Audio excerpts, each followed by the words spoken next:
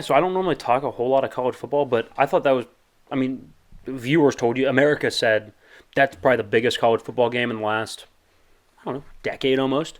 It's the most viewed one of that rivalry series of the game. Yeah. It was like the most viewed college football game, and I want to say the last like 5 something years, right? Did like 42 million or something like that. Crazy numbers, right? So it's kind of a big deal. Absolutely. And a lot of people are afraid to change, right? Tradition is really important, and the security is important to some people. I get it, right? I think that's fine. But to kind of maximize like that potential, right? Whether you're the potential of you personally, professionally, of a business entity, right? In this case, a team, a program. I think it'd be negligent not to look at the trends and adjust accordingly. That'd be like, yeah, I'm going to invest in the stock market to maximize my potential, but then not checking any of the stocks, right? And just being like, yeah, we'll just throw it in those ones because I like them, and not checking, direction and trends and all that good stuff. I'm not the business guy, that's you, but you get the point, right? So, for example, we'll start with the NFL, right? Aggressive wins, period. I've said this a lot on this show. Chiefs, hey, we're playoff bound every year with Alex Smith. We're winning about 11 games a year. Screw that. Let's go draft Patrick Mahomes. Okay. How about Tampa? Jameis is not very good, but at least he's throwing like 5,000 yards a year, right? Good coach, decent roster. Nah, you know what? Let's mortgage the future for Tom Brady. Yeah, it kind of worked out. How about L.A.? Goff gets us to a Super Bowl, right? Nope. We'll go get Stafford, Ramsey. Let's pay Aaron Donald a little bit more. Let's go get pieces around him because we're going to go all in. And so look in college football. Same thing applies. Aggressive wins. What's been the major change in college football the last couple years? Let's go 5 years. The transfer portal. And more recently, NIL as well. And who's absolutely crushing at it? Well, the guys that are understanding it. The guys that are early to the party. The guys that are not afraid to change and adapt and constantly, get better. Like Lincoln Riley. They went from 4-8 to 11-1. They might go to the playoff. And what's standing in their way? Like Utah, which is a fine program. They don't have the talent of a USC, and they did beat them once, but that's also in Utah. On a neutral field, I'd probably take USC. I think it's close, but with Caleb Williams playing like he is now, they're probably in the playoff.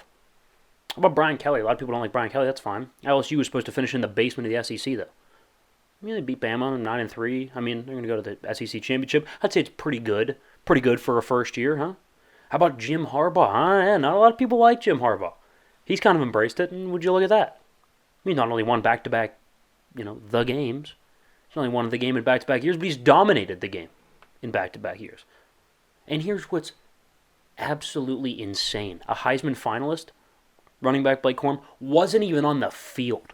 Wasn't even on the field for the majority of that football game. He had like 6 yards rushing. He's going to be a Heisman finalist. He's the best back in the nation right now.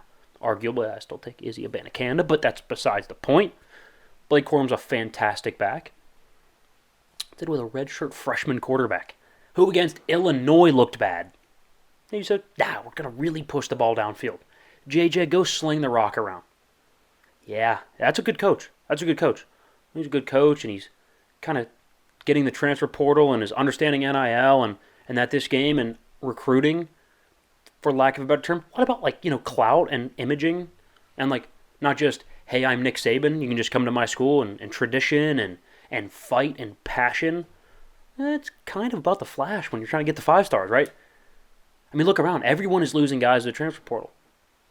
Harbaugh lost 12 people. They're all backups. They're all maybe at best a rotational player. At best. He's added 3 former 5 stars through the portal. He's been really, really open with NIL. And here's what's really impressive. Try recruiting. So we all know there's hotbeds, right? Florida is a really good hotbed. California, Texas. Pennsylvania's kind of up there, which is weird. It's one of the only really cold weather areas that's kind of a hotbed for recruiting. Try going to recruit a California kid to snowy, rainy Michigan to play in the snowy, rainy Big Ten, rather than him going to, I don't know, UCLA or, you could go to USC, which now I guess would be a good call, but in past years it hasn't been. Or hey, from Florida, why don't you, instead of going to Florida, come up here and play for me? Right? It's a brutal task. No, he's done really, really well out of state. Of course he has. He's smart and he's a good coach.